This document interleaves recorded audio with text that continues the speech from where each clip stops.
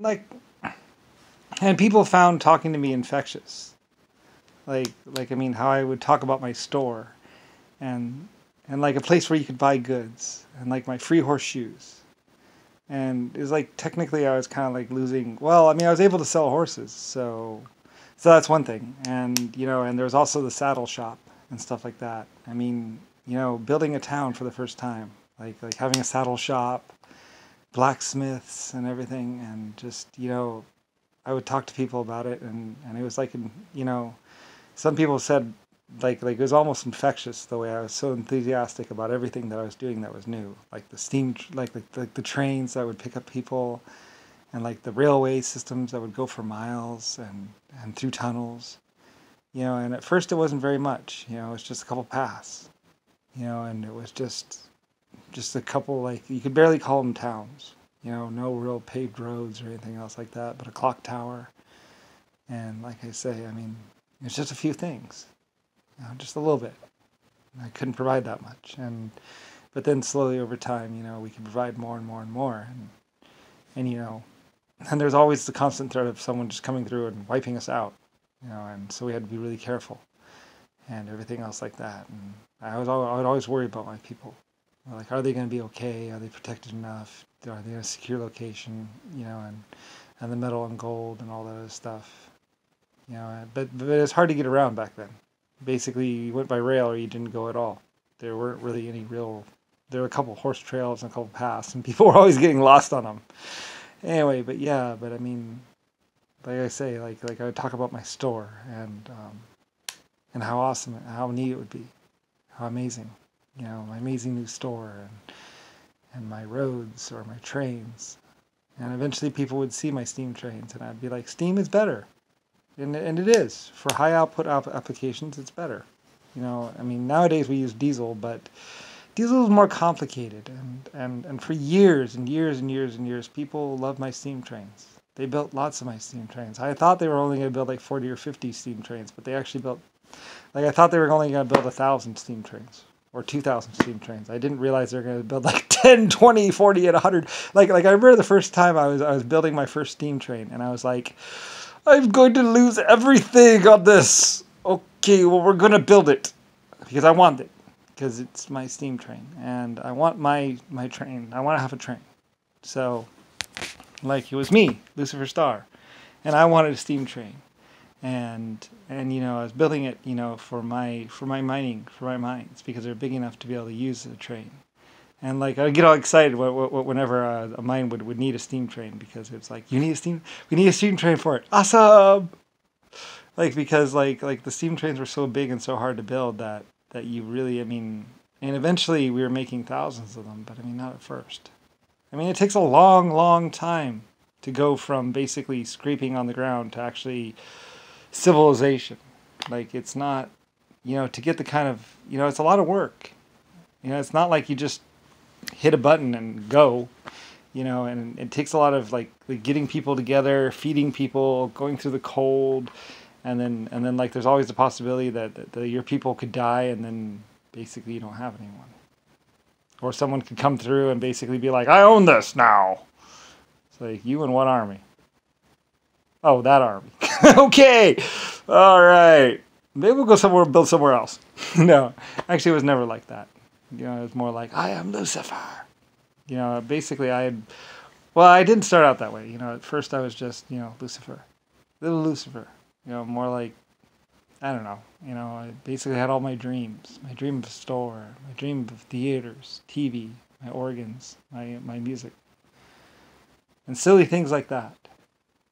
I mean, hundreds of years later, thousands of years later, I mean, I sit here and it's like, yep, I was right. It all worked. People love my store. Like, I had doubts. I was like, is anyone... but I mean, for one thing, no one could afford anything in the store. Like, you had to have money or metal or something to have a store. So it took whole families just to be able to afford some clothes or a shovel or a pickaxe. Because, it was by the metal. It was really hard to get that metal. It was really expensive. No one could afford anything. It's just basically me. And all my people. Great. It's like, well... everyone works for me, great. You know, I was automatically just the owner of everything because everyone worked for me. I was the only one with steam trains. I was the only one with shovels. I was the only one with rakes or pickaxes or steam equipment. But I was like, well, at least we got it, you know. So, and it was working great for us. But I mean, anyway, though, but no one else could afford my stuff. You know, it was just people would just come and look at it like a museum, and they couldn't actually buy anything because they never could afford anything. And it's like, oh well, someday. I'd always say, well, someday they'll be able to afford stuff. You know, that's why I gave somebody discounts and stuff because it was like, fly! I want you to be able to afford my stuff. And like I say, jet engines and aircraft and stuff like that. I was like, no takes. Tractors, here. Steamrollers. Like I discouraged the weapons of war because like I didn't want you killing each other.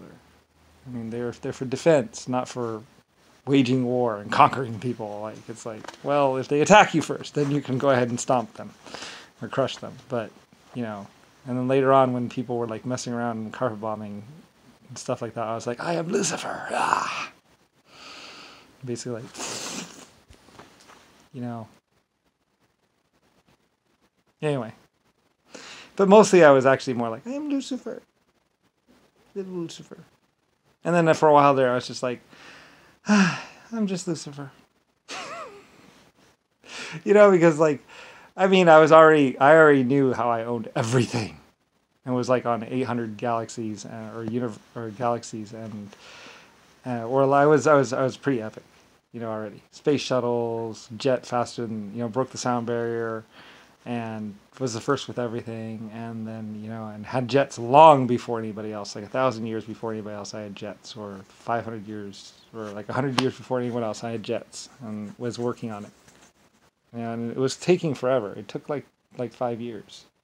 It takes 3 years to go from nothing to jet engine, at least. If you could wipe your mind, you don't know anything. Now, think of jet. Think of how to fly. Okay, can you do that? Probably not. I was just that stubborn. Me and my people were going to fly. We were going to be able to lift heavy loads into the air. That's just all there was to it. Like I would say to myself all the time, I'd be like, mining and hard rock didn't stop me. This is not going to stop me. No one else could fly. I was like, we are going to fly. That's all there is to it. I would say to myself all the time. I'd give myself little pep talks. I would say to myself all the time. They've said large ocean vessels are impossible. I did that. They said this was impossible. I did that. Flight is no different. We will fly. I am going to fly. We can fly. There has to be a way. I just haven't found it yet. You know, so and I kept thinking about it until I was like, yes, okay, we can fly. I found a way. You know, and everybody was like, you did? It's like, yeah. So, and I just described it, drew some pictures, and that was it. The next thing you know, they're aircraft. And then we were seeing if we could fly across between countries and stuff like that. Anyway, it's a long thing, basically. But I knew my people could do it. I knew I could do it. And basically we did.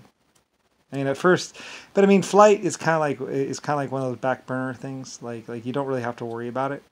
You know, it's like, you know, it's just like, you know, being on the ground was fine. And basically, you know, it's all about feeding people and building stuff. And flight, you really can't build anything with flight, really. I mean, it's great for travel, but that's about it, and transport. But I mean, realistically, it doesn't pay the bills, as they say. It doesn't feed the masses. It doesn't really provide anything that basically ocean travel and train travel doesn't provide already. So it's like one of those things that, well, it's great someday and we'll get it. But I mean, like, it wasn't really worth like putting that much effort into it because it takes a lot to go from nothing to great big 747s. Like way more than most people would think. Like you got to do cars and trains and stuff first and then go flight.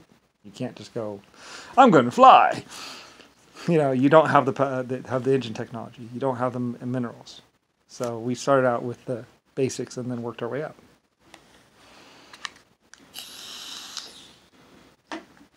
Anyway, whatever.